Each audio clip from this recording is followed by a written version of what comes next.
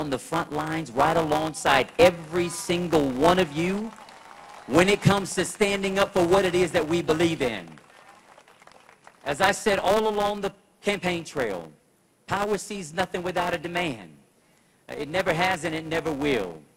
We still have to be willing to show up every single day and demand our seat at the table. We got to be willing, inside of elections and outside of elections, to say that our voices still matter, that we still have relevance. I still believe and I still trust the voters. We may not have all shown up in the way that we thought and hoped that we would, but I still believe that there are still more of us who believe in what is common and what is decent and what is right. And I believe in the long run, good always wins out over evil. I still believe that. Many of you all along the trail heard me talk rather repeatedly about my grandmother. Someone pointed out that she was the real winner of the governor's race. My grandmother, who poured so much into us, because my mother and father, as I would often share, would have to get up so early in the morning and go off to work. They would load us up in the car and take us over to my grandmama's house where we would sleep just a little bit longer. And my grandmother would often have a ritual. It was a two-step ritual. The first phase of that is that she'd grab her bottle of olive oil, sometimes cooking oil, whatever the shiniest oil was that she can get her hands on. And she would build a cross across my forehead. It was her way of sending us out into the day with a blessing that no harm would come our way.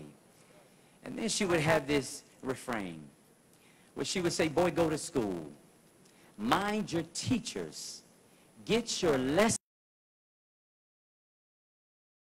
Harm would come our way. And then she would have this refrain. Where he's going to end up, bring it home.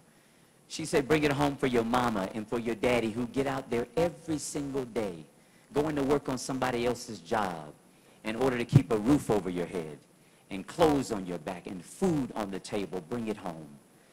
As I shared with you on the campaign trail, I didn't always know what my grandmother was trying to communicate, but I would come to learn that what she was saying is that it wasn't just about me.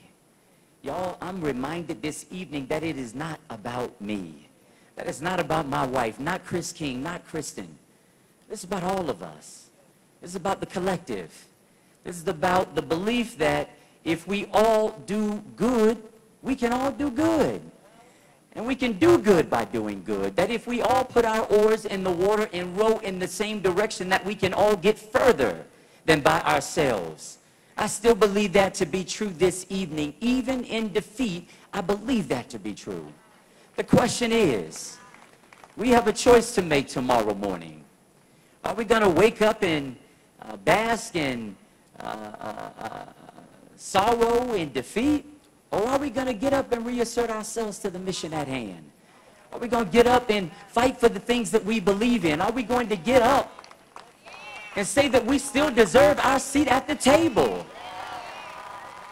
Look, I said before that I believe that we have to have a table in this state that is long enough, that is wide enough, that is deep enough to fit all of us.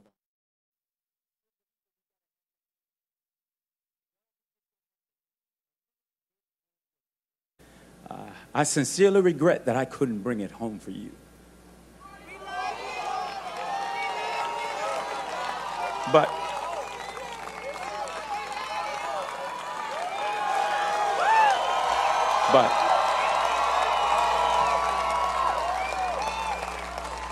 I can guarantee you this. I'm not going anywhere. We're going to fight. We're going to keep fighting. We're going to keep working. We're going to keep believing. And in all of that, I believe that ultimately we will be victorious. We will be victorious. So I want you to know on behalf of our families that we're so appreciative and thankful for you. And we want you to know that we're going to continue to lift our great state in prayer. We're going to lift our great nation in prayer. And we believe at the end of the day that we, not us, but we will still have the victory. God bless you. God keep you.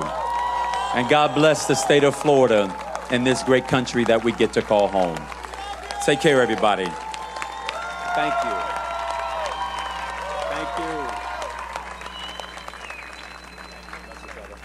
You're watching it live here on Fox 4 News at 11. You just saw it, Andrew Gillum conceding defeat to Republican Ron DeSantis, who won by a very narrow margin. We are showing you the numbers as they stand right now, live here on Fox 4 News at 11, with 99% of precincts reporting. Ron DeSantis has not taken to the stage yet in Orlando, where his followers are breathing a sigh of relief and ready to celebrate tonight as he ekes out this victory to be Florida's next governor. Andrew Gillum even tearing up there, calling on the support of his wife to stand behind him right there at his shoulder. And you heard it here live as he said, "I am not going anywhere. I am committed to working with you and having our seat at the table," is what he said.